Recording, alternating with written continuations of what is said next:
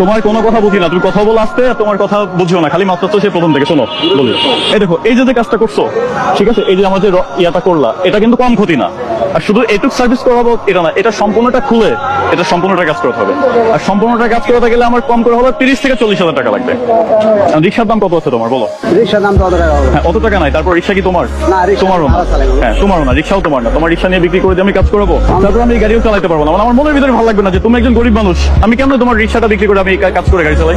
তুমি প্রথমে বলতা, কিচ্ছু বলতাম না, এখান থেকে চলে আসতাম। এত দূর তুমি আমাকে নিয়ে আসছো, এই যে দেখো জমজম কোথায় ভাই, আর এই যে কোথায় আসছি। আর ও আমার এই টাকা দিচ্ছে, এই টাকা নিবো, চেহারার টাকা কি আমি টাকা নিতে পারি?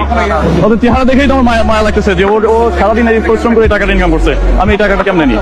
না থাক, মজ্জা লাগবে না। শোনো শোনো শোনো, এটা থেকে আজকে কি শিক্ষা পাইছো বলো? তোমার আমি কিছু নেবো না, রিক্সা নেবো না, জরিমানা নেবো না। কি শিক্ষা পাইছো? এটা গাড়ি সচেতন ভাবে চালাইতে হবে। এরপর থেকে ভালো চালাবা? আচ্ছা ঠিক আছে ভাই, তাহলে আমরা কাছে কোনো জরিমানা নিচ্ছি না, ঠিক আছে? আরো তাহলে আমি একটা শার্ট কিনে দিব, কারণ শার্ট ধরে টানাটানি করা ছিল, ঠিক আছে? না, শার্ট কিনে দিব আমি তাকে। যাও তাহলে যাও। এখন কি শার্ট নিবা? না না না, হ্যাঁ, লাগবে না? আল্লাহর কাছে দোয়া করুন ওর জন্য। কষ্ট পেয়েছো? কষ্ট করো না মামা।